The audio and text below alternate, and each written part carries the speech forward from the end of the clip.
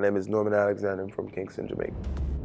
Pandemic happened, and at this time I lost my older sister to breast cancer, and I lost my older brother to a motorcycle accident. Biggest inspiration is Buju Banton. It's not good enough. Gotta dig deeper. I was very close to pain. I was very close to struggle. Especially coming from a Jamaican background, it's not typical for a lot of artists to get so vulnerable with their music. What exactly allows you to do that? What do you do when your heart is no longer numb and you feel every pain of the one that you wrong? What do you do when your world burns down and you're the reason? You taught me how to be free, how to live a life without apology. So tell me, who is Norman Alexander and what do you do? Norman Alexander, and what do I do? A singer, songwriter, poet, storyteller in all sorts. But I choose to tell my stories through singing, right? Mostly, But I tell stories of mine, my sisters, my family. I feel like collectively I'm all of those people, And so. Take me back to Norman as a child. What was Norman like? Who was Norman? Wild. Very wild. The thing that you tell me to not do is most likely what I'm gonna do. And that's always been the case. Never learned from, the repercussions either. So you tell me not to do it and I get hurt, I'm still gonna do it again. You're one of those people who have to do something 10 times. Yes, before I learn. And then some. And then some. Before you learn. Exactly. So it's that and among other things. Very outspoken, very loud as well, and just the light of the room, the life of the room, the life of the party was the term back then. My nickname back then was Half a Man. Half a Man? And how did that come about? Because I guess my company was no one of my age group. It was always these strong, broad-backed men who I'm always hanging around, My dad used to do cabinet making. He made furniture for a singer on courts. And, he employed a lot of guys in the neighborhood. So did you work with him? Yeah, almost had to. It wasn't a choice. But from that, I learned a lot of stuff. But honestly, it didn't feel like work because it was where I wanted to be. I wanted to do everything that my dad was doing. I'm a junior. So, I wanted to do everything that he was doing. Okay, so you tell me you're able to make cabinets, cupboards, tables, all that? I'm not going to stretch it that much. I do know how to make certain things. He did teach me a lot of things, but there's certain secrets that the master don't reveal. Yeah. And my dad will die with some of those secrets, but I can handle my own. Okay. Yeah. I know the tricks of the trade. We made sure of it, among other trades. Other things? Yeah. So were you singing as a child back then? I was shouting a lot. You're shouting? I was shouting a lot, I'll tell you that. I'm the second to last of a big family. I know how you second to last people are. I'm one of them. And the last one is a girl, so I'm gonna get overlooked like hell. So I had to shout for mine. I had to scream for mine. I had to fight for mine.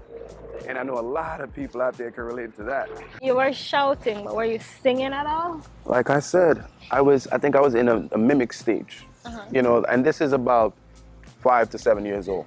I'm thinking about. I was in this mimic stage where I had my older brother. He's a singer, so I would just try to do what he did. But I didn't know what I was doing at the time. I was just picking things up. Music was always around too. Yeah. So, sounding like Garnet Silk was a thing. Sounding like Buju Banton. Sounding like Bob Marley. So even in that, I became good at certain impressions too. But I wasn't necessarily singing them. But I was always around some sort of entertainment. Gotcha. Yes. At what point did you find music? Where did it tie into this whole picture?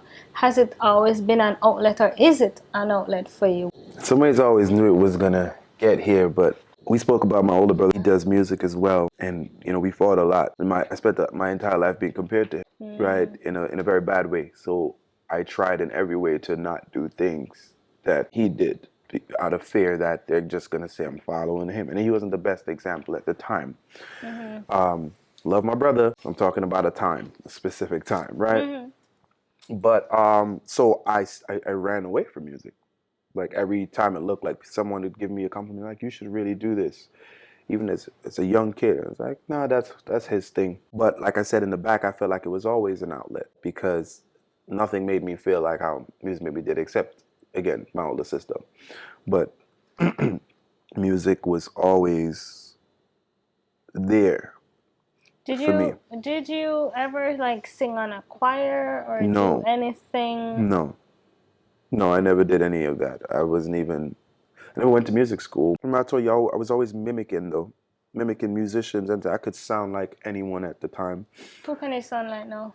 Now I'm sick, but I know you're sick. no, I'm sick. Yeah, nasally. But John Legend was like my Ooh. first, Come attempt at. give us all the things. Girl, I'm in love with you, but this ain't the honeymoon. The past infatuation fade. Woo! But I'm too nasally to get it there, but I can get it there. Sounds good to me. Yeah. As you mentioned, you're a singer, songwriter, storyteller. Yeah. So you were singing how long now? And I would say singing at this level, like 15 years. Singing at this level that I'm singing at right now, I would say about 15 years. How long I've been doing music and focused on music? 5 years. 5 years. Yes. That's incredible. Yes. And writing, how long? And writing, I would say about 13 years writing. So is it just writing for you, or is it writing for No, I write for anybody. people? Sometimes people invite me to just be a part of their sessions, and then I hear their instrumental going, and I'll just write to it and walk away with a new song. And then they'll probably reach out to me and say, hey, you have anything for this song, for this beat that I was playing the other day? And I say, yeah, Wow. I think I do have something. So when did you actually see music, making music, not just writing, but also writing? When did you see it all together, come together as a calling?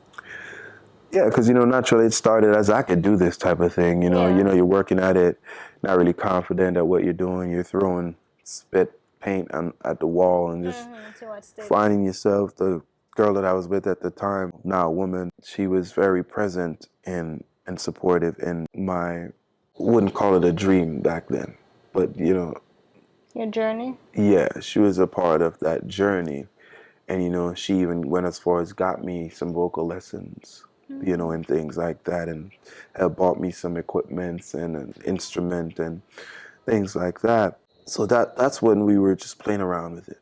And then we realized, dude, you're goddamn good. I remember sitting at the casino with my sister. I went to Florida once, and somebody said something about me. Somebody asked something about me, and she was like, no, he can't do that, but he sure can sing. And I was like, what is she saying that? That there was just these little hints. And then people always came around. But again, I did not know how to take compliments at all. I don't know if a lot of people go through this, but I don't know how to take it. Even today when people tell me, you're this and you're that, I look at them like, I don't know what to do with that. Yeah. I mean, it's not uncommon. There are people that I'm really pretty sure don't know it's how to not. take it. Yeah, but Get it. so if you want a specific time, and I say all of that to say this, it took me a while to believe that this really could work, right? And what happened was a pandemic happened. Pandemic happened, and at this time I lost my older sister to breast cancer, and I lost my older brother to a motorcycle accident, right? And that happened. And like I spoke to you, I told you, before, the sense of like, I'm human kind of kicked in. And you realize, there's an hourglass. You get what I'm saying? And it really threw me into a wall, because at this time too, went through a breakup. So I was dealing with that. I had unresolved things with my sister passing, my brother passing, that I didn't deal with, because I went into parent mode to take care of my nephew. And so I'm the one that solely governs a lot of the stuff that he does. And just like his transition, and he used to live in Florida as well, and he moved here and then I took over. But in the pandemic, I had no choice but to deal with things. And I'm not talking about just a breakup or a sister passing or a brother passing. I'm talking about everything. About things that I disassociated from as a kid, about why I would do certain things as an adult. I had to look at all of that. There's a time period in the pandemic I wasn't eating. You know, I was just like sleeping and then waking up staring at four walls. And in times of that, I would miss my sister. Because again, she was a refuge, maybe some sort of a distraction. So like when confronted with real emotions, I would think back to a happy moment with her. And is this the same sister that Passed away. would give you the inspiration or say the things you went in that bar and she's the one who... Yeah, my older sister, Jacqueline Davis. That time frame, I had to confront every single thing, almost every choice. And where my life was, it was just like, I felt like I was in the worst place ever, you know? And everyone was dropping like flies. Everyone, people were passing away at like this, we've never seen this before. And then in that, I wrote a song called No Goodbyes. Pandemic still active, going on. This song, I was like, I'm just gonna save it. This is for me. In the middle of the pandemic, my grandma passed away, right? And I realized then, not in that moment, but I put my feelings on the back burner as well, because now this is my mom losing her mom, and then my nephew losing the grandma that kind of raised him as well. So I'm like caring for everybody again. I find myself in this, this caretaker role constantly, where I'm like putting my feelings on the back burner without even knowing, because it's so natural for me to do that. And someone on my management team reached out to me and they were like, you should do something, put something out for the pandemic. And I said, okay, I'm gonna write something. And I wrote it and I sent it. And they were like, yo, this song is amazing. It's called No Goodbyes? I was like, no, it's not called No Goodbyes. It's called something else, right? I sent them the wrong song. I wasn't supposed to send them No Goodbyes. Like I was supposed to send them a song called Hold On or something like that, but I sent them the song about my sister and my brother. And they're like, this is the one that we're going with. And I was like, I don't know if I want to do that. But after a long consideration, I did. And it was something that was so well received beyond like my imagination. So how do I say goodbye? When I close my eyes, I still feel you here. It was something that I was humble enough to be invited to strangers' funerals. That people reach out to me and ask me to sing this. I'm actually doing one Saturday, same song. And that's when my purpose became clear to me. You get me? That it's not about just my loss and like what I'm dealing with. It's my job to instill resilience in people's strength and hope in people through my music, regardless of whatever stage they are at in life. In times of goodbyes, the world needs to know who they were. They will know. They will know. My sister had a big heart. And for me, any opportunity that I get to do that, I will. I feel like when I'm the biggest thing, if somebody asks me to come do this at a funeral in the community, I will go do that. That's who my sister was. My sister was a community. She graduated from the University of the West Indies, and she came back to that community to do CXC prep for other kids who then graduated from the University of the West Indies. My mom was like that. When she's here, she's packing a barrel to send back home. She would pack one for the community. My dad is like that. My brother that passed away, he's like that. So with these back-to-back passing, in the span of 4 years, I lost 3 great people in my life. And the purpose of that can't be for just me to wither away in a dark room. the purpose of it can't be that. So the purpose of that can't be for me to only see Just for you. just for me. Gotcha. And so that's where it became not that I can do this, but I'm gonna But do you this. will do it. You see, the first time I heard that song, I was like, this is one, it's inspiring, it's touching on like a really deep emotional place. But not just that, it's so packed with talent, raw, natural talent. Like, this song deserves to be heard far and wide by many. And then you sing with such passion, and it's like touching your every fiber every time I listen to it. It's just like, wow, like I can feel the pain that you're experiencing. I can feel the passion. I can feel, and I'm like, wow, this is real talent. This is real music, you know? You know, funny enough, you said that. When I wrote that song, it was out of frustration of being in pain too long. Yeah. It was out of frustration. It wasn't, and if you listen to it, it's not a sad song. It's not. And when I made it, I was just like, I don't want to feel this way anymore. So I'm gonna put this into the world. Yeah, you know, they say change happens when the pain of staying the same outweighs the pain of making a change. I like it though. I'm gonna take it. Sometimes I sit and cry when I think about the memories we shared.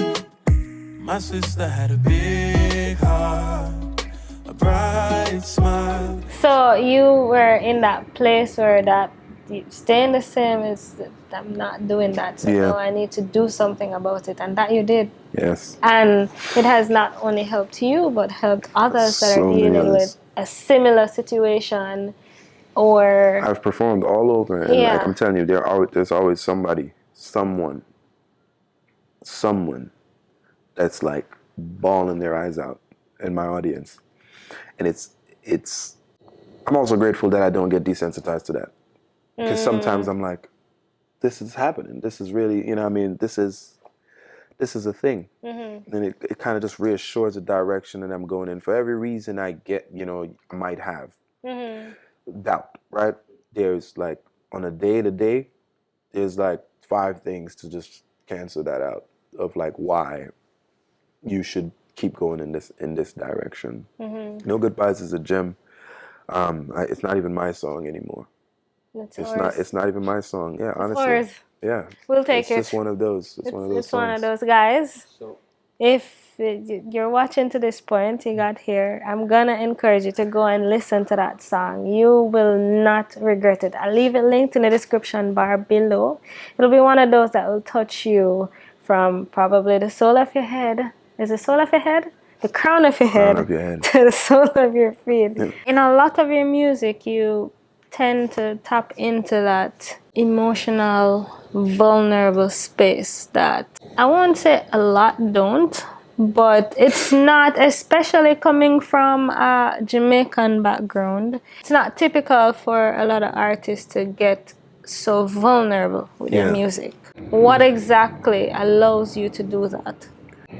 The frustration of not having anybody to go to. Since day one as a kid, I felt that. Again, I'm so grateful that I haven't become desensitized to certain things. There's this longing inside of me to learn. There's a space inside me that wants to be filled with knowledge of all the things that I didn't, all the things that I ran away from as a kid. You know, there's that space inside of me that wants to nurture those things, those unnurtured things. You know, and music is the only place that I could do that freely. I'm not in the studio with like a group of people. I'm in there by myself because I'm here to confront the things that I witnessed and experienced. You get what I'm saying? And you can't get a front seat to that if I haven't even seen the show yet. You know what I mean? You can't get a front seat to that. You got to allow me in that space to be who I am. And then I choose to share it or not. Yeah. You know? So I think the what is just the frustration from holding it in. And I think a lot of us, not a lot of us, just too much of us, you know, when I talk to my friends, it's just a lot of holding in. I'm tired of that, man. Yeah. And it doesn't make me less less of a masculine way. It's just more of like what's gonna serve me. I gotta be healthy mentally for the people I'm around. What do you do when your world burns down and it's getting cold? Lips turning blue and you're breathing out but don't wanna let go. What do you do when your heart is no longer numb and you feel every pain of the one that you wrong? What do you do when your world burns down and you're the reason? You sound, as we mentioned, is very soulful, poetic, heart throbbing.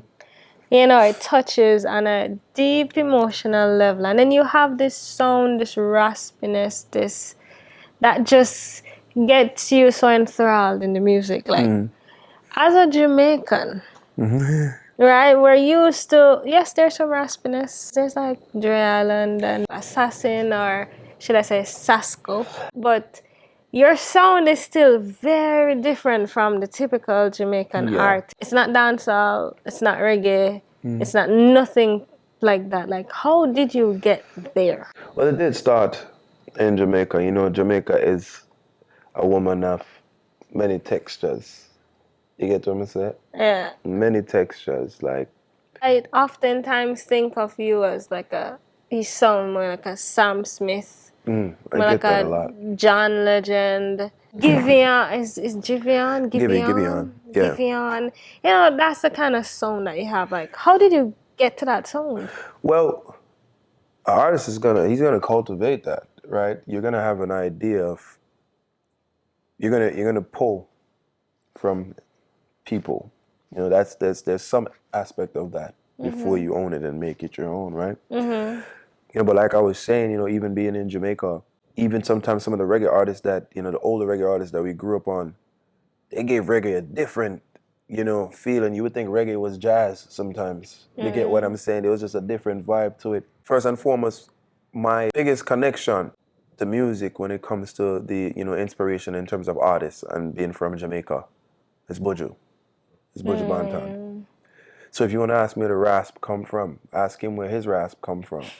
I'm pretty sure it had to do with the pain and the struggle and the you know the frustration and the things that he saw growing up, you know, and just the times, because that is an artist's responsibility, is to like document that. And if you can't feel it, then what you're talking about, it's just it's not good enough. You know what I mean? You got to dig deeper, look more into where you're from. But it started there for me. So the rasp was natural because I was very close to pain. You know, I was very close to struggle, suffering. So that was natural. Adele, she really did that for me. She really gave me direction in terms of my, you know, where I wanted to go as an artist. Nice, nice. So the genre is pop soul. Pop soul. Yeah. So, having now figured out what direction you want to go in, and this is your sound, and this is what you're doing, it's not typical of Jamaicans or Caribbean people to have this sound. Like, what was that like initially when you started, you know, really fully embracing this sound? What was that like for you, and what was the reception like, especially from, you know, your Jamaican community? Well, before, you know, I shared it, like, or shared that, you know, this genre, this pop soul, is me deciding to do that. You know, I had this change going on. You know, this was with me first. I was in the studio with this, working at this. You get what I'm saying? So it's like, let's say I'm in the cave working at this, and now it's been a year and I step out the cave. It's like I'm used to who I am now. Now when I go to other studios and I'm like, yo, listen to this. I'm trying to work, see if we could do something together. And I would turn it on and I would always get the eyebrow, like, you know, the eyebrows. It always raises an eyebrow. It started like that first, you know. And were these Jamaican producers? These are all Jamaican producers. It's primarily my network at the time. Jamaican producers. Let me not say Jamaican producers. Or producers that are dancehall Dancehall Let's be producers. specific about it because I'm from Jamaica. Yeah. You get what I'm saying? So dancehall producers and They're not used so to that they're not sound. used to it, so they don't know what to do with it. But their bigger question is like, this is you? You know, because I would give them a song like All I Know, which is, you know, my favorite song that I've written so far. Mm-hmm. And but then I'd be talking to them like this, yo, what do you think about it? Mm-hmm. What we can do with it? And It's like, well, how do you make that you switch? get what I'm saying? And then as I got better, you know, Mm-hmm. and that was just the early part of it. As I got better and I would play these cinematic, big ass movie soundtrack songs because we do have those too, right? It's more out of, I'm kind of like stunting in a way because now I'm kind of like stunting always, and now I would play it and just wait for reactions, you know, because I know it's gonna be like, you know, so there's a variation of the eyebrow raiser and them just going straight up like, yo, I don't know what to do with this, you know. So I got a lot of that. To now, they'll invite me to play my music for other people, and in the comments that any Jamaican will give you when you find a guy that can sing. I don't know if you know this. When you find a man that can sing, they will go, yo, I'm the next John Legend. Yeah, yeah. John Legend becomes the only singer Yeah. that they know, right? Yeah. But there's a lot of that. But for the most part, it was always supportive. But these are the producers. What about the audience? The audience. Listeners. Okay, well, again, from my seat, it's nothing but supportive. It's like, because I did a song called Life Savior. I don't know if you've ever heard this song. I think music saved my life. Music saved my life. I can't relate, it wasn't optional. Give it my full 100, it wasn't fractional. It's Probably featured have. Bugle, Noah Powell. And the chorus goes, I've seen the lows, I felt the high. I gave my blood, I sacrificed. And if I could, I'd do it twice. I think music saved my life. Right? That was the chorus, and it was this is a little bit before the pandemic. Huge song. Big. I'm talking Jamaicans, Caribbeans, left and right.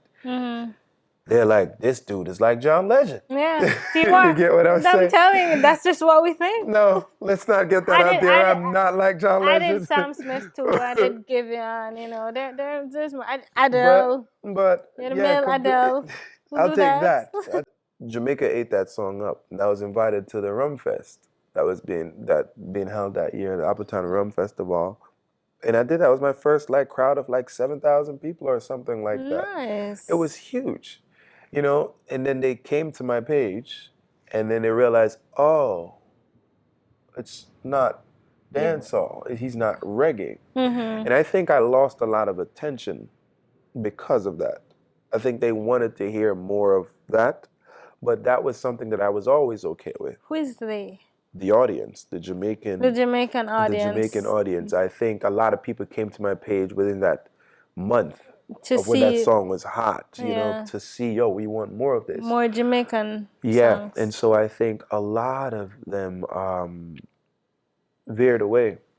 Let me tell you something. Because it wasn't what they expected. You get what I'm saying? And I think some did stay. Of course. Some did stay, and those are the curious ones. Those are the people who I want. But the ones who leave, I will urge them to really listen to what is it that I talk about and what is it that I'm writing about. And you'd realize that genres don't mean anything. How the drum knocks doesn't mean anything. You know what I mean? It's just a matter of placements. We're just moving something and now it becomes reggae. You know what I mean? So just connect. Just connect. Let me tell you, our people love them. Yeah. Love my Jamaican people. But they're a hard crowd to please. I agree. Tough. I agree. Tough crowd. I agree. But that's what I meant by I was in a cave for a year working on me. And I was already okay with who I was. So you either become okay with who I am or just find someone else. Just click next. I understand, totally understand, you know. Coming from even with my content predominantly being focused on Jamaica, from Jamaica, Yeah. and then expanding outside of Jamaica, it's hard to transition when, you know, they predominantly want Jamaica. Yeah. I mean, I think it's But amazing. it is what it is. You urged me to think about that question. Like, you know, that's like how they received it. And I guess what I was more referring to is like my direct connection with people, like audiences, you know what I mean? Because I know how to appeal to audience. But I never thought about it from a social media standpoint. And it wasn't until you asked that question where I really looked and realized there was a spike for mainly Caribbean people and in the UK too, but I'm assuming Caribbean people, right? And then there wasn't one. And I realized that it was that they thought that this was going to be something else. But it wasn't. And I'm okay with that because I'm always going to be doing these features, you know, I make sure that I'm in my roots as much as, you know, as possible. Yeah. You know what I mean? And you know what I always say, like, your people will find you. My course. people will find me, your Of people course. will find you. There's a tribe for everything. There's a Okay, yeah. community for everything. There's a group for everything. It's Yeah. just, you know, your people find you. Just know I might sound like how I sound, I might, you know, but when I go and I perform, for example, yesterday, 35,000 people. My first words were, my name is Norman Alexander, I'm from Kingston, Jamaica. Yeah. It's always that. Yeah. So know that. But I want to tell you too, I can understand also as people like seeing you or hearing you speak patois and then hearing the sound, and it can be so different. Because I remember my first experience hearing you, Yeah. Hearing your song, and I was like, you know, like, It doesn't add up. is not that it doesn't add up. That's what most people are Or thinking. I guess maybe That's what most people are thinking. But The it's sound like, don't match the this guy. And I mean, because I'm speaking to you in patois all along, and then it's not like you were speaking, you know, with an American accent. You were speaking in patois, and then we go to, you know, those songs, and I just thought it was so incredible. So incredible that Here we go. I don't know how to take that. you better take it. You better take it. Yeah. And it's good that you're able to do that because it's like real talent. Yeah. What are some of your pre-performance rituals? What do you do to get in the zone, to channel your inner Adele or your inner whoever it is that you're channeling or whatever it is? How do you move from patois in your head? Because I know as Jamaicans, we think in patois and then we deliver it in English. Yeah. So how you move from patois to... what do you do to get there? My ritual starts like anywhere from 3 days out, if I'm being honest. I think that's where the focus happens for me because I don't like performing performances I'm like in my head or anything like that. So, you know, I meditate, like actually meditate on that field in the park that we were. So I meditate every day, but before that I would sprint, right? Like it sounds weird, like actual sprinting. I do the field 8 to 10 times, like up and down it, right? 8 to 10 times. I want to open up all of this. What does that meditation looks like? All right, so that meditation, if I'm lucky, it's a field where there's no one, and it's just me falling into myself, right, and just thinking about what I want from it and the type of show I want to put on. I ask myself questions, you know, things to prepare me. Well, what is it that I want from it? It's always things like that.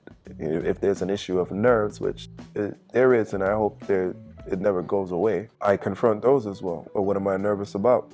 You know, I don't deal with that before I get on the stage. I try to figure out what element of this performance I might be nervous about.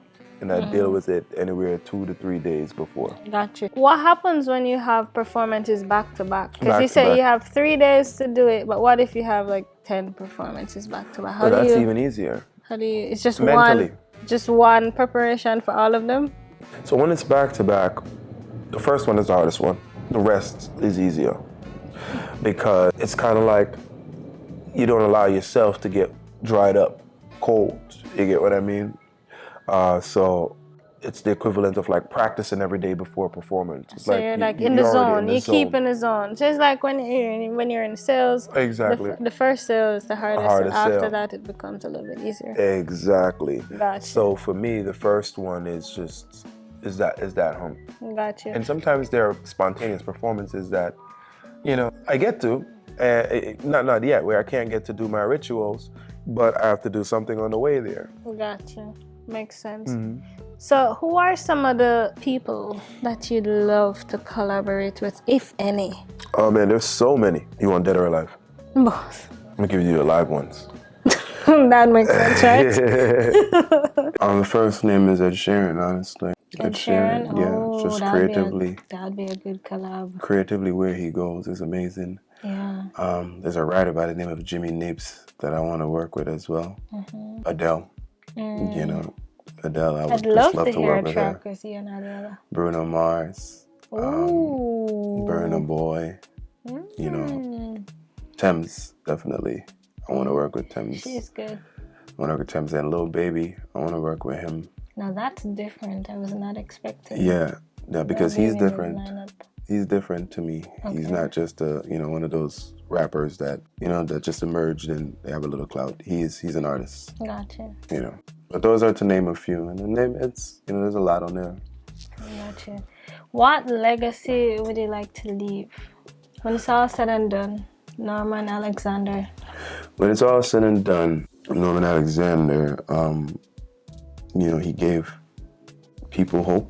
He gave them strength through music. It wasn't just, ticket sales. It was, a soundtrack to their journey in life.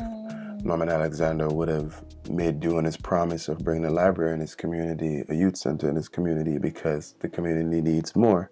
And if you want more to come out of the community, you have to put more into it. So that is one of my goals in Kingston, Jamaica.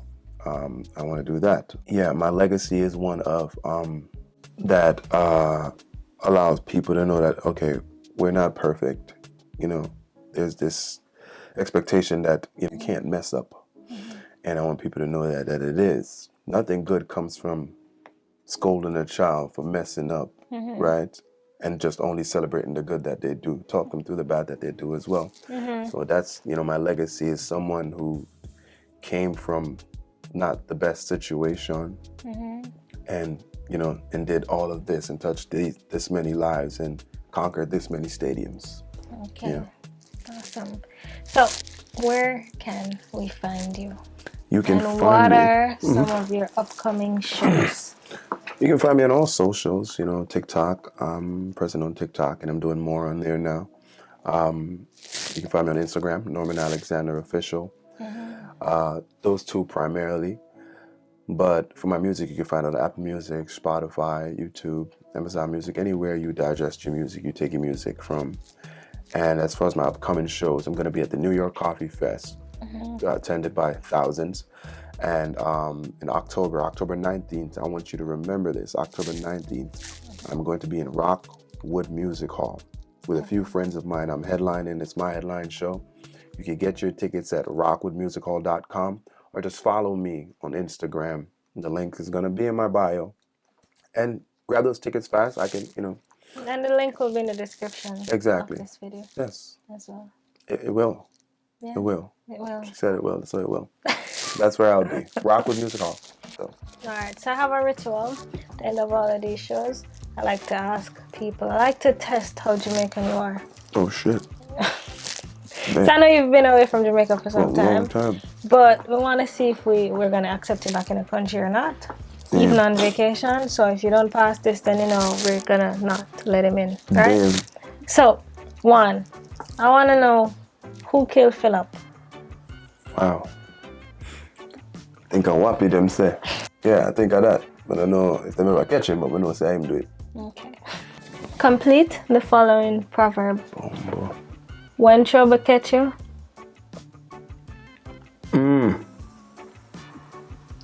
Comment below if you know the answer.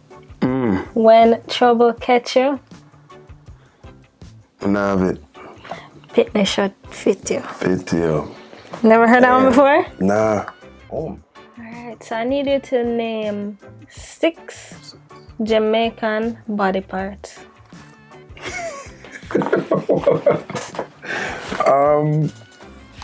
What do you mean? You know, we have our regular body parts, but Yeah. only Jamaicans call it that name. Yeah, For example, what is this called? unmiggle. Who else called it too? Nobody else. Exactly. So give me 5 more. Unmiggle. My body jaw. My body. Boom boom.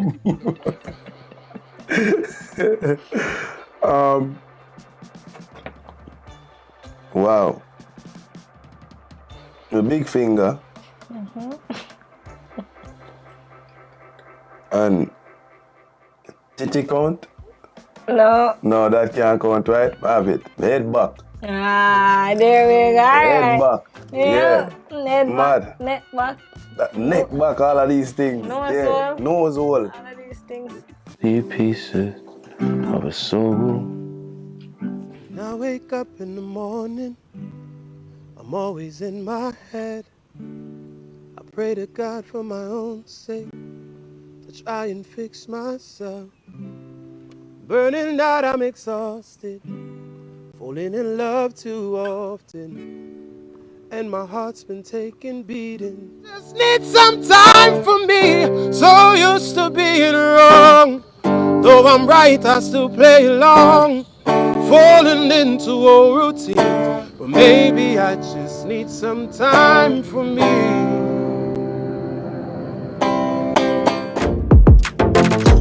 Rushing in, rushing in, rushing in with the vlogging. Rushing in, rushing in, rushing in. A good sing thing, DIY thing. Traveling, exploring, touring. A little ear thing, a little teaching. A be a fun thing, cause she not boring. Like, share, comment, subscribe. Watch every video, member say she not hype. Like, share, comment, subscribe. Watch every video, member say she not hype. Hey, it's Rushlin. Remember to like, comment, share, and subscribe. Cause she not boring.